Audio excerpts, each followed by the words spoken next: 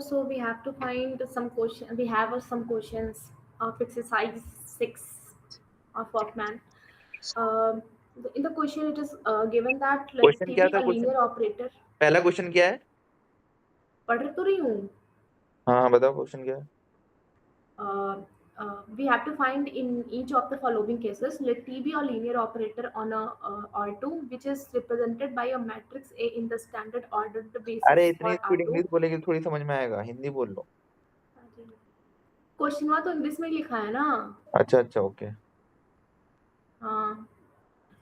Let T be a linear operator on R2 which is represented by a matrix A in the standard order basis for R2. And let U be the linear operator on C2 represented by A in the standard basis ordered basis. Find the characteristic polynomial for T and that for U. Find the characteristic value of each operator and for each such a characteristic value C, which is find a basis for the corresponding space of characteristic vector. Basically, we have to find eigenvalues and eigenvector of these three given matrix. मतलब question में तीन Either matrix दिया हुआ है, A B और सी, B, right? हाँ like जी ये पहला मैट्रिक्स 1 0 0 0 है, दूसरा मैट्रिक्स 2 3 -1 1 है, और थर्ड मैट्रिक्स 1 1 1 1 है, ठीक है? जी और हमको क्या करना है कि इसका आइगन वैल्यू आइगन वेक्टर निकालना है, राइट? जी. अच्छा, ओके, तो ये तो ट्रिवियल क्वेश्चन है ना? हाँ, तो इसलिए मैंने सिर्फ एक ही किया है ए वाला पार्ट, बाकी बी सी नहीं किया मैंने. हाँ, दूसरा पहला वाला क्वेश्चन तो डायगोनल मैट्रिक्स है ना, तो direct eigen vector eigen value बता हाँ सकते हैं 1 0। डायगोनल एलिमेंट उसके हाँ आइगन वैल्यू होते हैं, है ना? जी जी. तो अब आइगन वेक्टर निकालना है, तो इसके 1 और 0 मेरे यहाँ पे क्या है? आइगन वैल्यू है। आइगन वेक्टर निकालना हाँ है, जी. इसका मतलब कि एक जीरो करस्पॉन्डिंग आइगन वेक्टर होगा। इसका मतलब हमें इसका नल स्पेस हुँ, निकालना है ना? तो हाँ जीरो जी. वन हमारा इसका हुँ, एक आइगन वेक्टर बन जाएगा, क्योंकि जीरो वन जी. नल स्पेस में है। हुँ, और दूसरा वन के हुँ. कॉरेस्पॉन्डिंग दिस निकालना वन. है हमके, है ना? हाँ, व्हिच इज़ तो 10. वन के corresponding that is T v equals to v दे, ऐसा वेक्टर ढूंढना पड़ेगा। तो एक्स वाई से राइट. मल्टीप्लाई कर देंगे हम, उधर भी एक्स वाई कर देंगे, तो वहां से मिल जाएगा हमको जी, वेक्टर, जी. है ना? दैट इज 1 0 हो जाएगा, हाँ, 1 0 और 0 1। हाँ, this is arbitrary, so we I can तो टेक सॉल्व एक्स करने इक्वल की टू भी जरूरत 1. नहीं थी, डायरेक्ट पता चल रही है तो। हाँ, वही. दूसरा मैट्रिक्स क्या है? तो दूसरा मैंने फिर मैट्रिक्स एक मैंने करी नहीं इसको बिकॉज़ मुझे लगा कि ईज़ी-पीज़ी होगा, क्या ही इतना दिमाग लगाना ही है. 2 3 -1 1 है। हाँ, इसका कैरेक्टरिस्टिक पॉलिनोमियल निकाल सकते हैं। हाँ, ये वाला जो हाँ, वही मैट्रिक्स है, तो. थर्ड वाला 1 1 1 1, ये अच्छा है। इसका कैरेक्टरिस्टिक पॉलिनोमियल क्या होगा? 1 माइनस लैम्ब्डा. अरे पहले तो लैम्ब्डा स्क्वायर माइनस 12 माइनस इसका 2 लैम्ब्डा. कैरेक्टरिस्टिक पॉलिनोमियल होता है lambda square minus 2 lambda. x - 2 * x, ये होता है कैरेक्टरिस्टिक पॉलिनोमियल। हाँ, मतलब कि अगर ये n क्रॉस n का मैट्रिक्स होता और हर एंट्रीज 1 1 हाँ. 1 1 1 होती, तो इसका जो कैरेक्टरिस्टिक हुँ, पॉलिनोमियल होता, वो होता x to the power n हुँ. - 1 x हाँ. माइनस हुँ, x माइनस n, राइट? हुँ. x माइनस n होता क्या? एक्स की क्योंकि जो एक 0 हाँ आइगन वैल्यू आएगी और एक 1 आएगी आइगन वैल्यू. हाँ ठीक. हाँ, ठीक है, x माइनस n होता है, आई राइट? थिंक. हाँ, x n power minus. x का पावर n - 1 x माइनस n होता, और इसका मिनिमल पॉलिनोमियल हो जाता है x माइनस n। तो एक्स ऐसे माइनस मैट्रिक्स, क्या बोला भैया? एक्स. इसका जो मिनिमल पॉलिनोमियल होता, वो होता है x माइनस हाँ. n। Okay. X minus n n या एक्स माइनस 1. मतलब ऑर्डर हमारा जैसे अगर n क्रॉस n का होता ना, अगर ये मैट्रिक्स, हाँ, और हर एंट्री हाँ, 1 होते हैं हमारे, ठीक है? तो इसका हाँ. Characteristics okay. पॉलिनोमियल होता है x to the power n - 1 x minus n। हाँ, हाँ. तो मिनिमल पॉलिनोमियल हो जाता है x माइनस n। ओके. हम्म हाँ, ठीक है. अब क्वेश्चन सेकंड ये था कि अगर let B B N N dimensional vector space over a field F, what is the characteristic polynomial of an identity operator on V and what is the characteristic polynomial of the zero operator. ठीक. अच्छा, तो मतलब अब identity operator का हम्म, characteristic polynomial और zero operator का characteristic polynomial बताना है। हाँ जी. ओके, हाँ तो आइडेंटिटी ऑपरेटर क्या होता है? आई एक्स को एक्स पे मतलब कुछ भी उसके अंदर डालो वही एलिमेंट बाहर आएगा. ठीक. हाँ तो मैंने n क्रॉस n की एक आइडेंटिटी ऑपरेटर वाली मैट्रिक्स बना ली, which is this n cross n times. तो इसकी कैरेक्टरिस्टिक पॉलिनोमियल आएगी lambda minus one to the power n, that is eigenvalue is one repeated n times. Hmm okay. हम्म अब जीरो ऑपरेटर क्या होता है, कि उसके अंदर आप कुछ भी एलिमेंट डालो वो जीरो ही देगा। लाइक अगर मैंने इसको कोई मोटा एक्स ले लिया तो हर एक्स की कोई वैल्यू आप दोगे but it always gives output zero. हम्म तो यहाँ पे हमने लिखा ये आई है जीरो जीरो जीरो क्रॉस की n cross n matrix and the characteristic polynomial to this corresponding to this matrix is lambda to the power n, that is the eigenvalue is zero repeated n times। हम्म। तो यही characteristic polynomial जो कि निकालनी थी हमें, ये हो गया। क्या मिनिमल पॉलिनोमियल क्या होगा? सेकंड को मिनिमम कह रहा हूँ, मिनिमल पॉलिनोमियल इसकी इसकी तो लैम्डा माइनस वन आनी चाहिए I think. What you think भैया? अच्छा, मान लो lambda minus one minimal polynomial नहीं है, let suppose lambda minus one to the power two है, ठीक है? ओके। तो इसका ठीक है। मतलब जो मिनिमल पॉलिनोमियल है वो लीनियर फैक्टर में नहीं है। इसका मतलब ये है कि हमारा जो ये हाँ, ये ऑपरेटर है वो डायगोनल डायगोनाइजेबल नहीं नहीं, होगा। But identity operator right. Diagonal होता है ना। इसका मतलब हाँ, ये यहाँ से लैम्डा तुक्का माइनस वन मारा होगा। मैंने। तो तुक्के यहीं मत से मारो। तुक्का मारा मैंने भी। अब सिमिलरली जीरो ऑपरेटर का मतलब भी जो मिनिमल पॉलिनोमियल होगा सिर्फ हाँ लैम्डा होगा, है ना? जी। तो जीरो जीके ऑपरेटर के भी भी डायगोनल डायगोनाइजेबल होता है होती है। है ना? हाँ जी।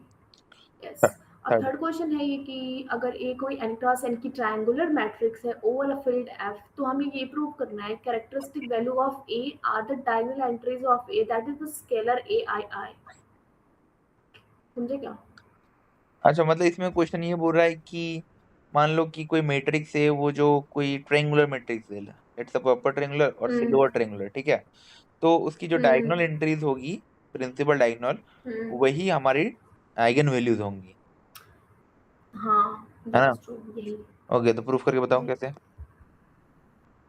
तो हम मैंने कोई एक मैट्रिक्स कंसीडर करी n क्रॉस n की अपर ट्रायंगुलर, क्योंकि triangular matrix it either can be upper triangular और अ लोअर हाँ, ट्रायंगुलर। ठीक है। सो मैंने ले ली एक अपर ट्रायंगुलर मैट्रिक्स और इसके करस्पॉन्डिंग मैंने निकाला कैरेक्टरिस्टिक, वो I A one one minus lambda, A two two minus lambda, A n minus lambda. हाँ हाँ, ये कैसे तो निकाला, ये ए दिखाओ वन तो। वन ये तो निकल जाएगी, मतलब एक बार एग्जाम्पल भी लिया है यहाँ पे, आप देख सकते हो। मैंने टू क्रॉस टू का ले लिया था क्योंकि मुझे बहुत बड़ा अच्छा, जा रहा था, मतलब तो हमें टू क्रॉस निकालना टू है का ए लेके माइनस दिखा देती हूँ। लेमडा आई का डिटर्मिनेंट इक्वल टू जीरो, ठीक है? तो मतलब ए वन जी। वन माइनस लेमडा होगा, उसको पिक करेंगे तो फिर वो छोटा वाला आ जाएगा, फिर उसके अच्छा, हाँ हाँ, ठीक है, ओके, राइट। हाँ, हाँ, तो ठीक है। क्लियरली लैम्डा आइगन वैल्यूज क्या आएंगे, इसकी डायगोनल मैट्रिक्स ही आ रही है, A one one, A two two, A हाँ, थ्री मतलब उसका three, diagonal dot entries dot भी डॉट हमारे A n eigen n. Values बन जाएंगे। हाँ, ठीक है, ठीक है। हाँ, तो डिटर्मिनेंट जो होगा एक है वो प्रोडक्ट ऑफ डायगोनल मैट्रिक्स होगा, अच्छा, क्या क्योंकि जो आइगन वैल्यूज होती है वही डिटर्मिनेंट ऑफ ही होता है। क्या ट्रायंगुलर मैट्रिक्स हमेशा डायगोनलाइजेबल होता है? नहीं नहीं नहीं होता। जब कौन किस केस में नहीं होगा? वही सिमिलरली कि अगर मान लेते हैं कि कोई ट्रायंगुलर मैट्रिक्स है, जरूरी तो नहीं है ना कि जितने भी आइगन वैल्यूज रिपीट करेंगे। मान लो कोई ऐसा दो जीरो जीरो आ रहा है, जीरो जीरो के करस्पॉन्डिंग हमारे पास आइगन वेक्टर एक ही मिले, तब तो उस केस में एम जी बराबर ही नहीं हुए ना। जरूरी नहीं है कि ट्रायंगुलर मैट्रिक्स हमेशा डायगोनलाइजेबल हो इन दैट केस। तो वही तो मैं पूछ रहा हूँ कि किस केस में एक ट्रायंगुलर मैट्रिक्स जो होगा वो डायगोनलाइजेबल होगा। अच्छा होगा। हाँ। ऐसा कोई रिजल्ट तो मैंने नहीं पढ़ा है, बट वही पता है कि अगर एम जी एम बराबर आएंगे तभी होगा। मतलब ऐसा मुझे कोई स्पेसिफिक रिजल्ट नहीं पता है इसके रिगार्डिंग। अगर आपको पता हो तो you may mention. I think one case तो हमेशा होगा ना कि अगर डायगोनल एंट्रीज हमेशा डिस्टिंक्ट हाँ। है ना? अगर डायगोनल एंट्रीज हमेशा अच्छा। डिस्टिंक्ट है तो ट्रायंगुलर जो होगा वो हमेशा डायगोनलाइजेबल होगा, हम्म क्योंकि डिस्टिंक्ट हम्म आइगन वैल्यू करस्पॉन्डिंग हमको डिस्टिंक्ट आइगन वेक्टर मिलता जाएगा, हम्म। है ना? जी भैया। बस काम बन जाएगा हमारा फिर। Okay, next. ओके। तो क्वेश्चन नंबर फोर ये था कि लेट टी बी, हाँ मैं क्वेश्चन पढ़ देती हूँ, मैंने थोड़ा ही लिखा है।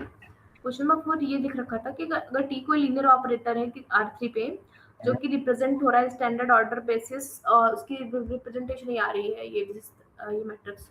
तो मैं प्रूव करना है कि जो टी है वो डायगोनलाइजेबल है। ठीक। अच्छा, क्वेश्चन इसके में लिए क्या हम कोई वही। क्या लीनियर ऑपरेटर दिया हुआ है? हाँ, लिख रखा है कि टी एक लीनियर ऑपरेटर है आर थ्री पे, के टी के ऑर्डर्ड बेसिस के करस्पॉन्डिंग हमें मैट्रिक्स जो मिल रही है वो ये मिल रही है, अच्छा अच्छा, दिस मतलब माइनस नाइन फोर मतलब फोर टी जो ऑपरेटर है वो किसी बेसिस के कॉरेस्पॉन्डिंग हमारा मैट्रिक्स रिप्रेजेंटेशन ये दिया हुआ है, राइट? हाँ ऑर्डर्ड बेसिस है, हाँ नॉट हाँ। कोई भी बेसिस, तो ऑर्डर्ड लिख रखा है तो मैंने। हमें प्रूफ करना है कि टी डायगोनालाइजेबल होगा, राइट? हाँ, ये हाँ तो और हमें ये भी इजी दिखाना है। इजी है, मतलब आइगन वैल्यू निकालेंगे और आइगन वेक्टर देख लेंगे कि 3 आइगन वेक्टर मिल रहे हैं या नहीं मिल रहे हैं, है ना? हाँ। तो 3 आइगन वेक्टर मिल हम्म। जाएंगे तो डायगोनालाइजेबल हो जाएंगे। हाँ इसको निकाला है मैंने, फिर दिमाग का अब नहीं मतलब था, 3 के कितना पढ़ा कॉरेस्पॉन्डिंग गया एक था। आइगन वेक्टर मिल जाएगा। अब हमें चेक करना है कि -1 हम्म। के कॉरेस्पॉन्डिंग 2 आइगन वेक्टर मिल रहे हैं या नहीं मिल रहे हैं। अगर -1 के corresponding to exactly. Eigenvector मिल गए तो काम बन गया हमारा। हम्म। ओके राइट, ठीक है। तो फाइंड आउट कर लेंगे, ऐसे इसको आई तो तो आता ही है सबको तो करना, मिल रहा है 2 आइगन आई थिंक। वेक्टर? नहीं मिल रहा है क्या? हाँ और मैंने फिर मिल रहा है, और मैंने फिर इसको सॉल्व भी करा था, तो इसका डिटर्मिनेंट नॉन जीरो आया था, मतलब जितने भी तीनों वेक्टर्स मिले हैं वो लिनियरली इंडिपेंडेंट हैं, और ये बना रहे हैं वेक्टर बेसिस। तो ये हुआ ना डायगोनलाइजेबल बाय दैट थ्योरम जो आपने कराई थी, कि अगर बेसिस मिले तो उसके जो वेक्टर्स होंगे वो आइगन वेक्टर ही होंगे। कौन सा बताओ, एक्सप्लेन करो कैसे। अरे मैंने जब हाँ मैं बताती हूँ फिर से, कि हम जब 3 के करस्पॉन्डिंग आइगन वेक्टर निकाल रहे हैं तो हमें मिल रहा है 3 वन के वन टू। कॉरेस्पॉन्डिंग तो मिलेगा ही मिलेगा, हमें देखना ही नहीं है, हमें -1 के कॉरेस्पॉन्डिंग देखना है। हाँ ठीक है, अब मैं -1 के करस्पॉन्डिंग निकाल रही हूँ, तो ये मैंने लगाया फॉर्मूला, यहाँ से एक इक्वेशन आई, मैं कुछ को सॉल्व करा इसको, एक इक्वेशन बनी x1 equals to x2 plus x3/2। अब हमें ऐसा कुछ मिल रहा है, अब x2 और x3 दोनों फ्री हैं, तो हम ऐसे बारी बारी से करेंगे कि for our convenience we can take x2 to be 1, x3 to be 0 and x2 to 0 and x3 1, ऐसे बारी बारी से लेंगे, केस 1 केस 2। जब हमने x2 को 1 लिया तो हमें मिला सॉरी हाफ 1 और 0, और जब हमने x2 को 0 लिया, x3 को 1 लिया तो हमें मिला हाफ 0 एंड 1। और in both cases, not in both cases, हमें पता है कि यहाँ पे जो अलजेब्रिक मल्टीप्लिसिटी है लैम्डा इक्वल्स टू -1 के करस्पॉन्डिंग वो 2 है, और जो ज्योमेट्रिक मल्टीप्लिसिटी आ रही है वो भी 2 आ रही है, and both are linearly independent, वो दिख रहा है V2 एंड V3।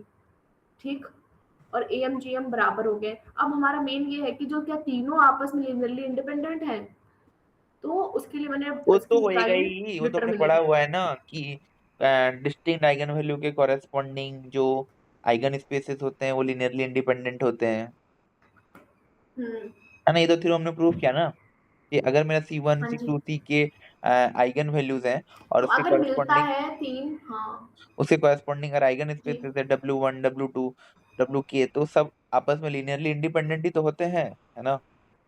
जी भैया। तो वो तो होंगे ही, ट्रिवियली ट्रू, मैंने प्रूव किया हमने वो। हम्म। But okay. मैंने अब थोड़ा सा आप देखने के तीनों बराबर नहीं है, लीनियरली इंडिपेंडेंट है, मैंने इसकी डिटर्मिनेंट निकाली जो कि नॉन जीरो आई, which implies that all are independent. हम्म ठीक। हम्म आपका नेक्स्ट फिफ्थ क्वेश्चन ये था, हमें एक मैट्रिक्स दे रखी है जो कि ऊपर मेंशन है, तो हमें ये दिखाना है is a similar over the diagonal sorry is a similar over the field R to a diagonal matrix. ये पहला क्वेश्चन था, क्या जो ये मैट्रिक्स है ये किसी डायगोनल मैट्रिक्स के सिमिलर होगी आर पे। ठीक, और दूसरा क्वेश्चन ये है कि क्या जो ए मैट्रिक्स दी हुई है ये सिमिलर होगी किसी डायगोनल मैट्रिक्स के over the field of complex number. These are the two questions.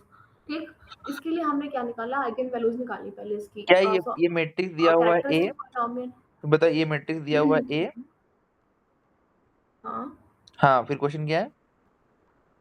Question ये है कि क्या जो ये ए मैट्रिक्स है ओवर आर किसी डायगोनल मैट्रिक्स के सिमिलर होगी, और दूसरा क्वेश्चन ये है कि क्या जो ये मैट्रिक्स ए है किसी भी डायगोनल मैट्रिक्स के सिमिलर होगी over the field of complex number. दो अच्छा, क्वेश्चन मतलब थे। मुझे देखना है कि ये कहाँ डायगोनलाइजेबल है, आर में है या सी में है? अगर आर में हो गया तो हाँ सी में जी। तो होगा ही होगा, है ना? जी भैया। तो इसके आइगन तो वैल्यूज क्या क्या आ रहे हैं? इसके लिए अब हमें ये पता है कि हमें किसी को डायगोनल मैट्रिक्स को दिखाना है, तो डायगोनल मैट्रिक्स का सिमिलर दिखाना है, तो हमें एक डायगोनल मैट्रिक्स मिलनी चाहिए जिससे ए सिमिलर हो जाए उसके। हम्म तो इसके करस्पॉन्डिंग फिर मैंने पहले कैरेक्टरिस्टिक इसकी निकाल ली, question which is this, which is given lambda equals to 2, lambda equals to I n minus iota as the eigen value। अब हमें ये पता है कि iota और माइनस iota जो है वो फील्ड ऑफ रियल नंबर से बिलोंग ही नहीं करते। तो अगर ये हमें बिलोंग ही नहीं करेंगे तो इनके करस्पॉन्डिंग तो हमें आइगन वेक्टर ही नहीं मिलेगा। मतलब हमारी जो मैट्रिक्स थी वो तो थ्री क्रॉस थ्री की थी, बस उससे करस्पॉन्डिंग हमें तो आइगन वेक्टर मिला नहीं ना थ्री क्रॉस थ्री का, तो ऑब्वियसली ये डायगोनलाइजेबल है ही नहीं ओवरऑल, हाँ, क्योंकि तो हमें ओवरसी डायगोनलाइजेबल हो जाएगा। आइगन हाँ, ओवरसी डायगोनलाइजेबल है बिकॉज़ हमको पता है कि सारे आइगन वैल्यूज डिस्टिंक्ट है और एक के करस्पॉन्डिंग तो एक कम से कम एक आइगन वेक्टर तो मिलता ही है। और यहाँ पे तीनों लीनियरली इंडिपेंडेंट सॉरी तीनों डिफरेंट डिस्टिंक्ट आइगन वैल्यूज हैं, तो तीनों के करस्पॉन्डिंग हमें डिस्टिंक्ट आइगन वेक्टर मिलेंगे और जो कि लीनियरली इंडिपेंडेंट होंगे। और राइट। बस, और हम इसके करस्पॉन्डिंग आइगन वेक्टर भी निकाल सकते हैं, जो कि मैंने निकाल दिया था, ये आया था, which implies is diagonalisable overall. और मैंने क्वेश्चन नंबर 6 करने की कोशिश की थी, मेरा खाना खाने का टाइम हो गया था, फिर मैं नहीं कर पाई थी। अच्छा, 6 नंबर है कि लेट मैं टी। कर दूंगी ये कल। अरे क्वेश्चन देखते हैं ना, क्वेश्चन है क्या। आप let T be a linear okay. Operator on R4 under what condition hmm on ABC is T diagonalisable.